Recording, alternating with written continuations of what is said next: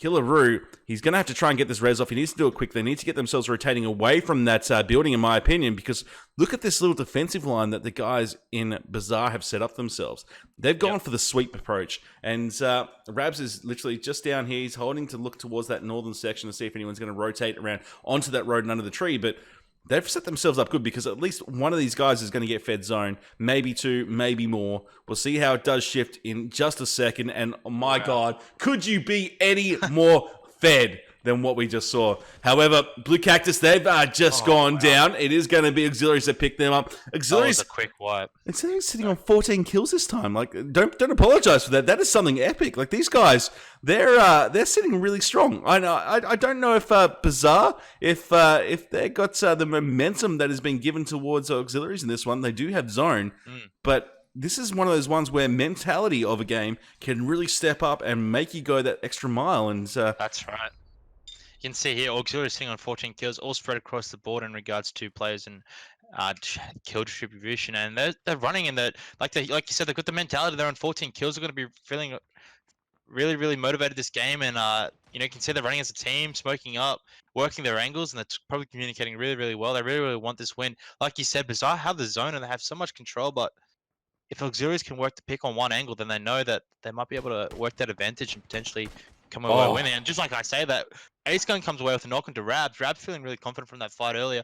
Unfortunately gets knocked. Zach's going to try and rotate along that ridge line and get to him. I think they will be able to get that res. Ace Gun's already started working out of the compound though. He knows he needs to do this. He knows that the other team has most control of the zone and they need to work something here. And he's going to go up high, might expose himself. He's going to work left along this ridge line. And he's pulled Bonks out with him.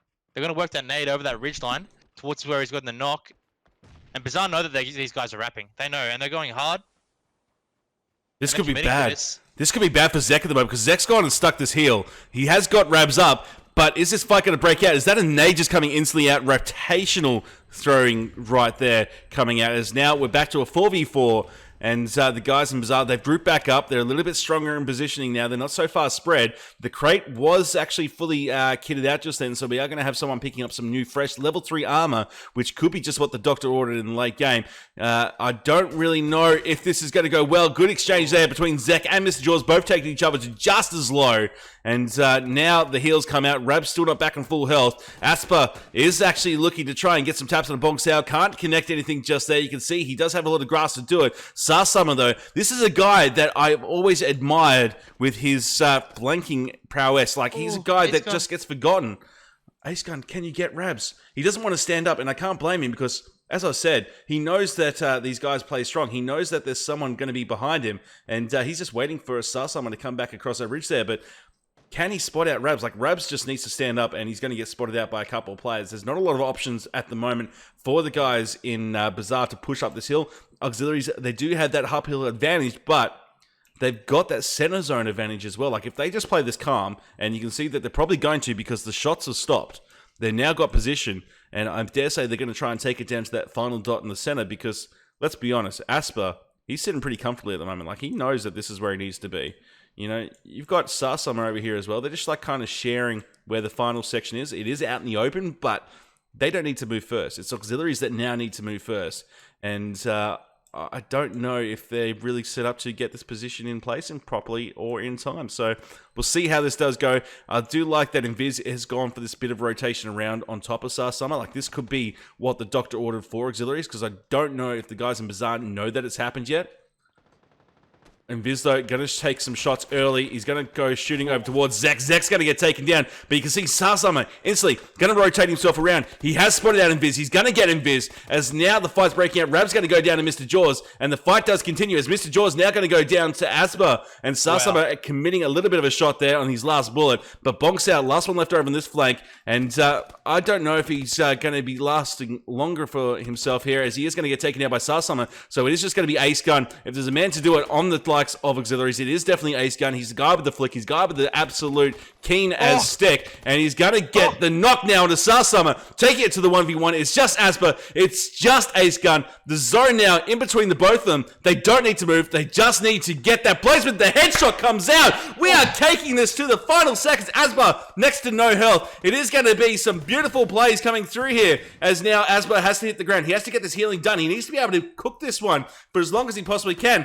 You can see that now. He's just going to get this kill. He's going to go for the finishes. He's going to try and take this one out. Oh, he does spot out Asper then for a brief second. However, Asper... Oh, they've traded headshots. Oh, the 1 HP versus 18 HP. This fight is going full beast mode right here. They're just sending the shots at each other so quickly. And it's going to be Ace Gun. Gonna take it to the end. 18 kill. Chicken dinner. Auxiliaries. What a finish. That is hype. That is honestly some of the best. That was a treat to watch. That last couple of zones between those two teams in that 4v4, there was so much that I could appreciate what went on with that fight. Oh wow, that was really hype. That was awesome to watch. Now you said going into that fight before they took on Bazaar, they had even distribution of kills essentially, 2 with 4, 2 with 3. Ace Gun now sitting on 7. He just went full beast on that final engagement. Yep, he went huge. But I mean that they all went huge. Like I think from both teams, it was just insane. Like you said, like he opened up with that knock over there onto Rabs we saw earlier, and they wanted to push that. He knew that he knew that Bazaar, they had 8 there was 8 people left in the zone. They probably kept up on the numbers and how much we were on Bazaar. They knew that they would have most of the zone control. He knew they had to get out of the compound, had to work that pick. They got out of the compound, got a bit of more control of the zone. They wanted to push. They couldn't do it because Bazaar did so well. Sarsummer, and I think it might have been Asper. They were holding that angle, so if Auxiliaries decided to crest over that hill to get those flushes onto Rabs, they weren't able to do it. They would have traded some knocks there. So, real good credit to Sarsummer and Asper to hold that angle so that Ace Gun's team wasn't able to continue with that push. And then that 4v4 fight, I really liked how people positioned. Rabs found himself in a really bad position. He called for smokes on himself. Ace Gun nearly knocked him earlier on. He smoked himself, got himself out of that bad position. Really good credit to him and good teamwork there to get him out of that situation. And then Invis, like you said earlier, Invis was holding that north wrap. I could really appreciate it. But then he gave away his position. And then Sarsummer really worked off that. And then he got really aggressive. Hit some really nice shots. I felt like he came through really good there for Bazaar. And then Ace Gun was playing it really slow. You know, like you said, he worked hard in that fight. He got a few kills. He played it a little bit, I feel like, too slow. It might have been a bit easier. He actually had full vision onto Asper, but it was, he was watching his north that whole time. He was playing it really safe where he had Sarsummer after he had rotated away. And then he took the hard cover. You could see a lot of experience coming out of Ace Gun there. Took the fight with Sarsummer, only peeking into one guy when there was 2 up in Bazaar. Knocking Sardu there, and then working the headshot onto Asper, getting better position into the zone off that, knowing that Asper would have had to heal, and then it just coming out to an Angel, which was really hyped. They're trading headshots, and then Ace Gun coming out with a win. But how good was that trade of headshots, though? Because that everyone that's Ace Gun landed, that was just a helmet getting disappeared. And I think that's what did in the end, is that the fact that he got the helmet off first, because that's all they were doing was hitting heads. They weren't clicking on anything else. That's all they were hitting. But that was just amazing. Like, it was just such a big back and forth coming through. But, Bazaar, that game should have been theirs. Like, they had the positioning, they got the feed, they got the good spread coming out across the map, but Auxiliaries just really showing up and really showing in how they can be so strong. And look, I am just so like, that was mint. Like, that was crisp. I haven't seen a good finisher. And look, I said that last game, but that finisher, it's just like we're taking it next level after next level after next level. And I'm just waiting to see what these guys can bring out in the next